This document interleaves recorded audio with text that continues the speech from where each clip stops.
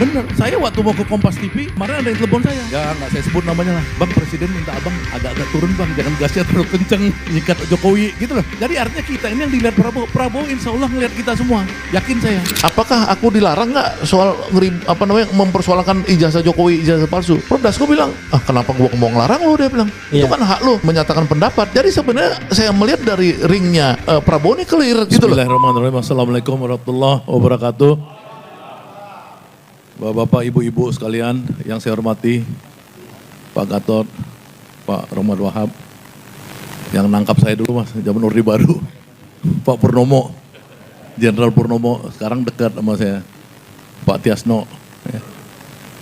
Pak Lanyala, yang berjuang sama saya, dan Rocky Gerung, membuat poros perubahan di tempat Mudrik Sangidu, Al-Fatihah untuk Mudrik Sangidu.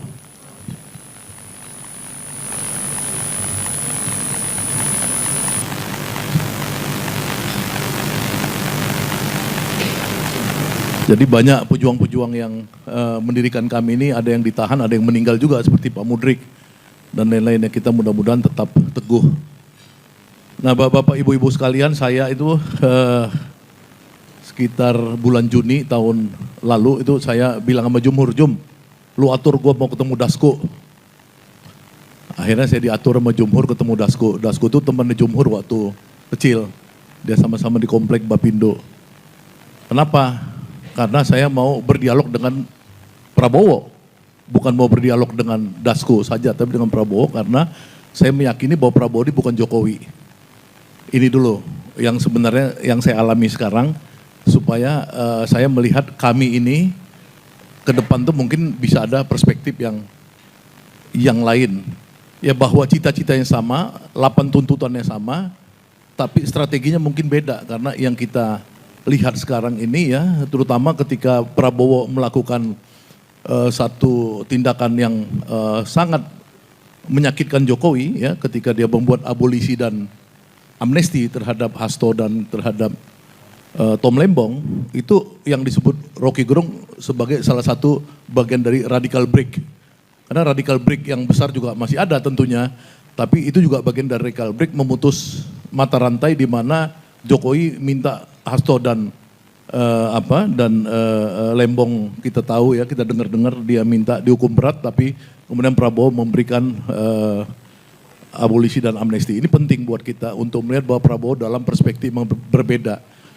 Nah bisa jadi Prabowo ini bukan Prabowo yang 15 tahun lalu yang kita dukung sepenuh hati ya, tapi Prabowo yang makin menua.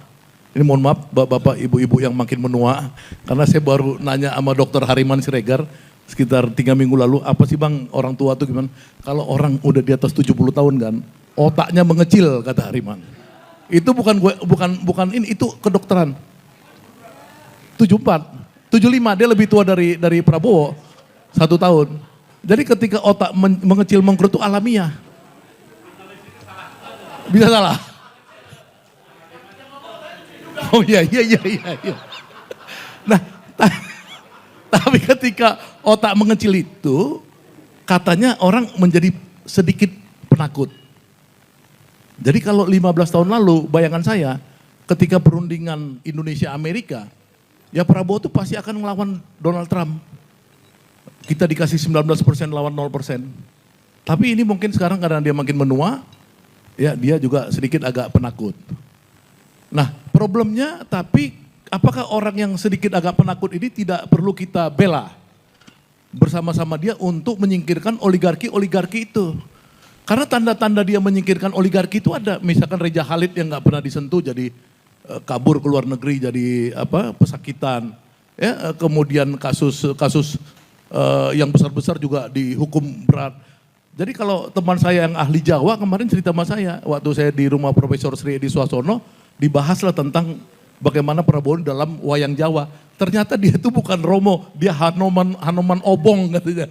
Dia kerjanya memang buat ngaco aja semua, ya kan? Nah memang semua dikacau-kacauin sama Prabowo. Sekarang isunya itu kemarin BCA mau diambil 50% sahamnya, coba.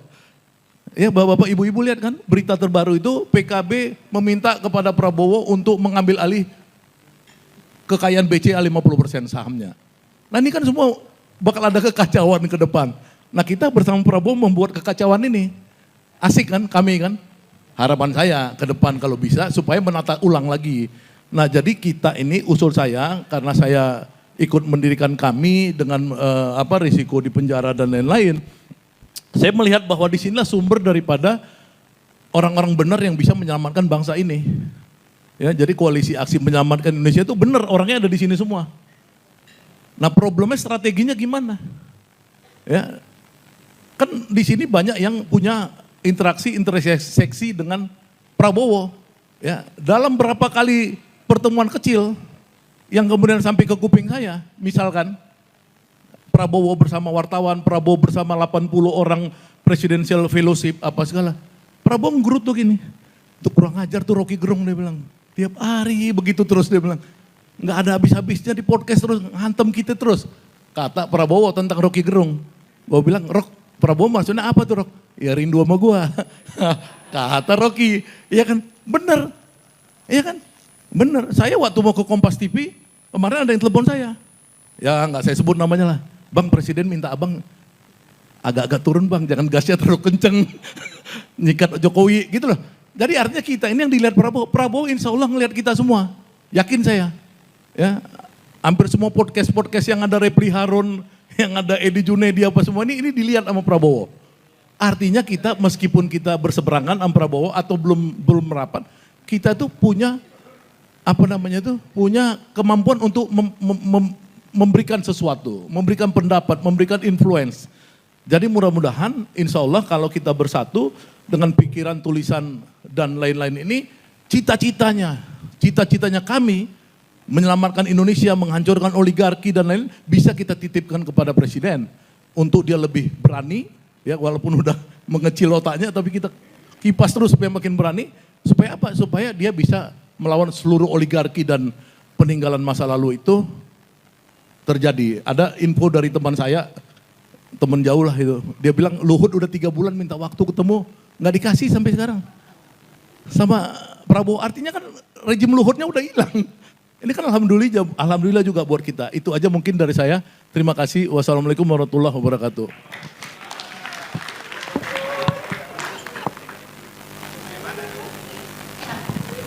Makin asik. Kita tinggal cek, kita konfirmasi ya. Oke. Sekarang kita panggil salah satu juga, ini udah diatur Rocky, nanti ada, ini komite eksekutif dulu. Ya, Jumhur Hidayat dulu dan para pesakitan yang kita minta maju dulu. Ya, Jumhur Hidayat sekarang. Udah, ayo maju. Yang ketik kawannya Dasko sejak kecil kan. Jadi apa singkatannya kalau kawannya Dasko masih sejak kecil itu? Oh, Kapolda? Oke. Assalamualaikum warahmatullahi wabarakatuh. Saya rasa suasana kebatinan ideologi politik Prabowo Subianto sama dengan Pak Gatot, kita semua itu sama. Cuman bedanya dia di kekuasaan, kita tidak gitu. Nah, dia dikelilingi oleh orang-orang yang barangkali beda. Dengan Prabowo sendiri beda, dengan kita juga beda gitu. Nah ini seninya di situ. Karena itu saya setuju kalau ide-ide kami itu memang dicangkokkan juga ke kekuasaan. Caranya gimana kita nggak tahu. Bagian daripada upaya kita lah gitu. Tapi intinya suasana kita beda banget antara zaman Presiden Jokowi dengan Presiden sekarang. Dan beberapa potensi untuk berubah juga udah kelihatan. Tinggal kita lebih kencangin lagi supaya perubahan. Tapi kita juga harus ingat begini, Pak Said Didu, kita tuh tidak melakukan revolusi. Ini buat teman-teman yang kadang-kadang ini ya, pergantian kekuasaan kemarin tuh melalui demokrasi, walaupun banyak cacatnya, tapi bukan revolusi. Nah kadang-kadang ketika itu terjadi, kita pengen perubahan tuh, gitu. Saya rasa itu jadi nggak nyambung antara fakta yang sedang berjalan dengan ide-ide perubahan yang kita harapin gitu. Kita pengennya berubah. Tapi orang menangnya lewat jalur seperti itu dengan jalur kompromi, dengan orang-orang yang masih terbawa gitu. Nah kalau mau revolusi ya mari kita duduk lagi gitu loh. Kita duduk lagi, barangkali jangan-jangan memang perlu itu gitu. Tapi mudah-mudahan ya kita bisa tidak perlu berdarah-darah lah kira-kira gitu. Karena udah, yang tadi darah-darah itu udah kebanyakan nggak enak juga. Terima kasih. Billahi fissabil haq. Wassalamualaikum warahmatullahi wabarakatuh. Satu lagi, in komite eksekutif, saya nggak tahu mau baca puisi atau mau nyampaikan sambutan. Adi Mas Ardi. Silakan Mas Ardi. Tadi, itu ada anggota dari delegasi RRT, ya, Roy Suryo, Rismond dan Tifa. Mana udah lengkap sekarang di sini ya? Oke. Baik, terima kasih Bang Hirsup. Saya pakai teks aja biar tertib. Assalamualaikum warahmatullahi wabarakatuh. Presidium kami, Prof. Rohmat, Pak Gatot, dan teman-teman Presidium, Pak Tiasno, Jenderal Purnomo, dan Pak Lanyala, dan teman-teman sekalian, teman-teman perjuangan di kami. Saya ketika menjadi ketua komite eksekutif di kami, itu situasi relatif tenang. Jadi saya bisa kontemplasi, bisa memikirkan istiqoroh dan lain-lain. Kemudian ketemulah identitas kami. Kami itu apa sih? Kami itu adalah replika Indonesia 18 Agustus 1945. Kita juga dideklarasikan 18 Agustus 2020.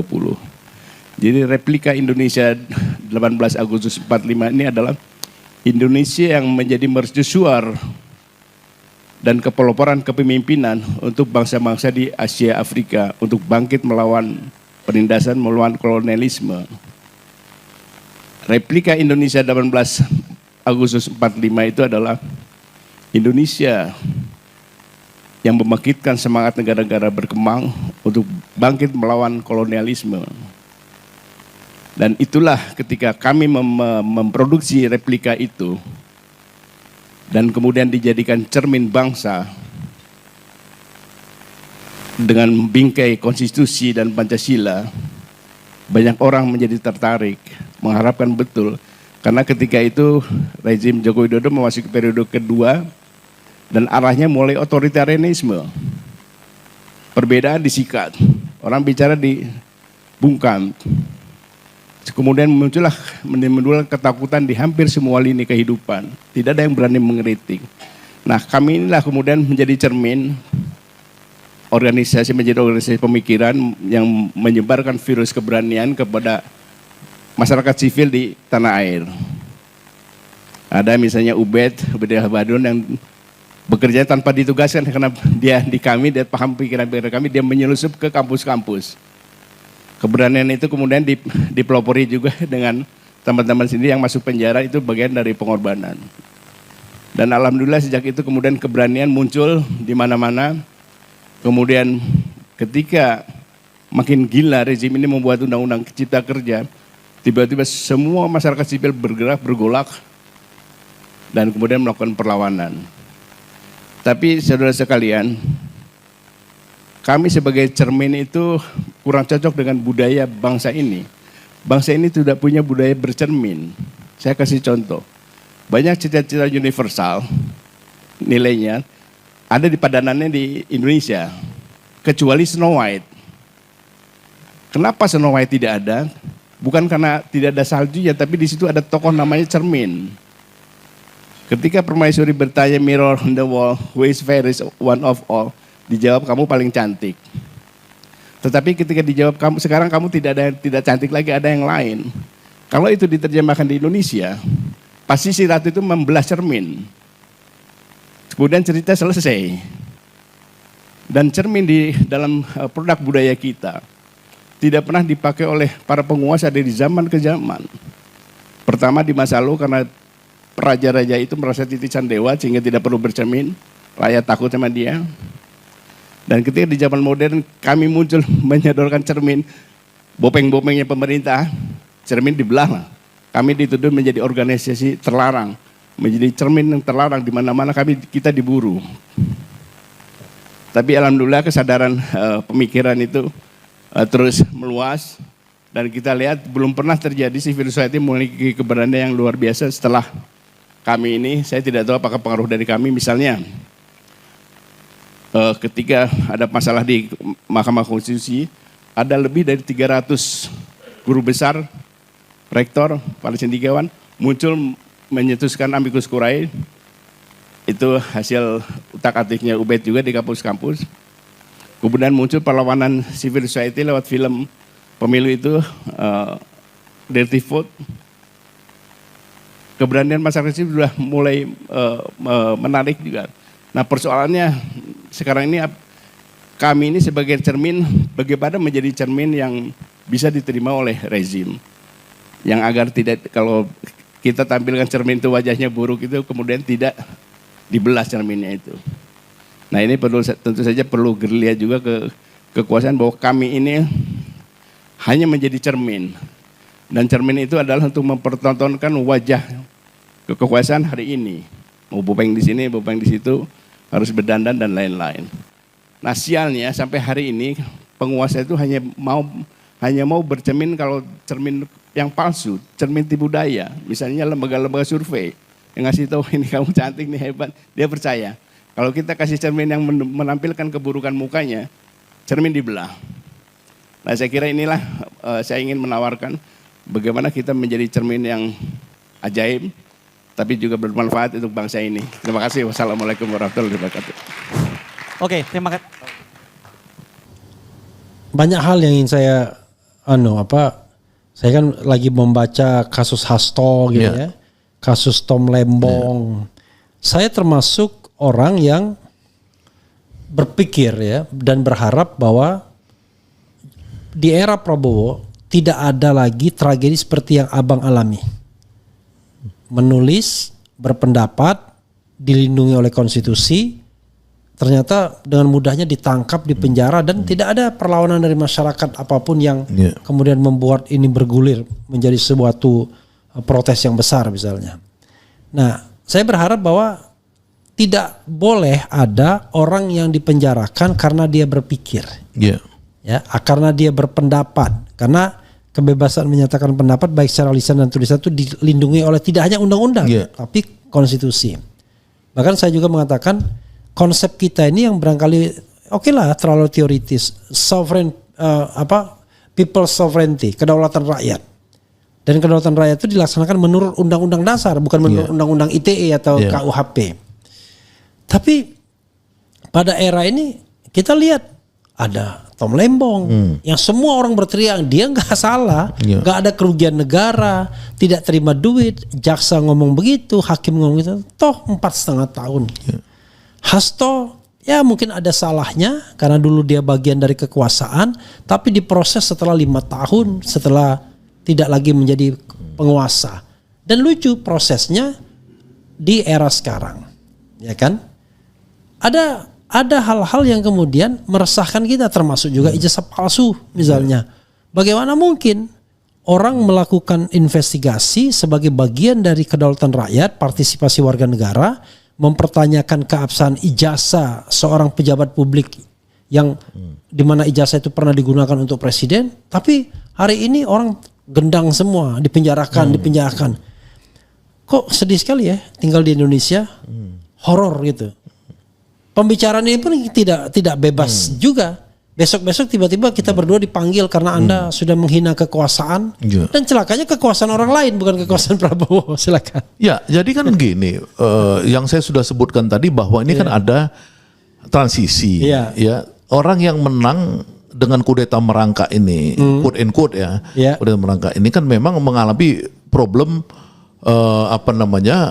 bagaimana melakukan satu pengambilan kekuasaan itu ya dari tangan oligarki, Jokowi dan lain secara mulus dan sukses, kan itu takes time saya lihat. Jadi misalnya waktu ijazah palsu itu ketika Egy dan Profesor Egy dan Profesor Dasko bertemu di mana ada saya. Ya kan, Egy kan nanya, aku nih ketemu Profesor Dasko sekarang, aku mau tanya, dia bilang, apakah aku dilarang nggak soal mempersoalkan ijazah Jokowi, ijazah palsu?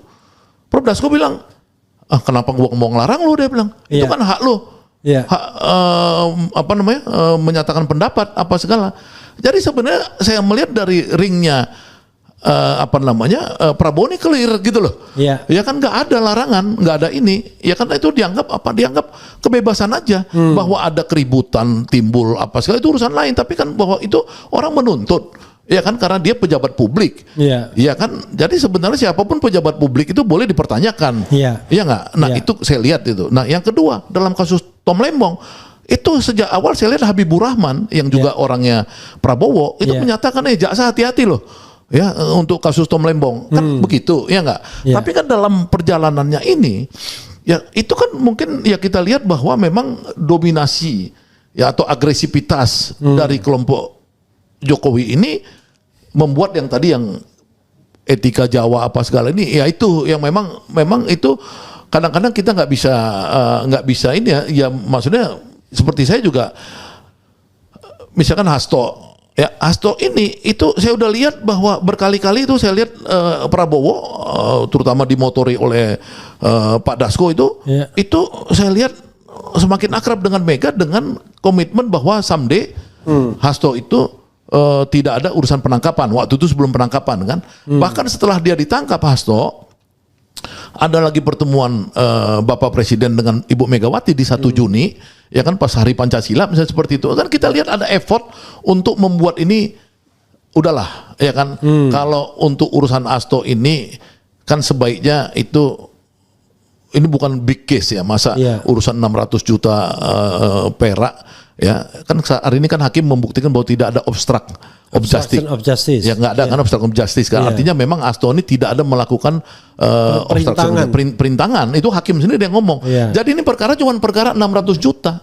Perkara suap aja lah. Perkara suap 600 juta kenapa Hasto harus dipenjara sekian lama misalnya seperti itu. Ya kan sekjen sebuah partai lagi yang ngurus perpindahan antar waktu mereka sendiri gitu loh. Ya, anggota mereka sendiri. Nah, tapi faktanya bahwa kemudian Presiden menurut informasi yang saya dapatkan dia berusaha melobi sebenarnya untuk supaya kalau bisa ya Hasto cepat keluar. Ya kan faktanya kan jadi agak lama ini kita nggak tahu.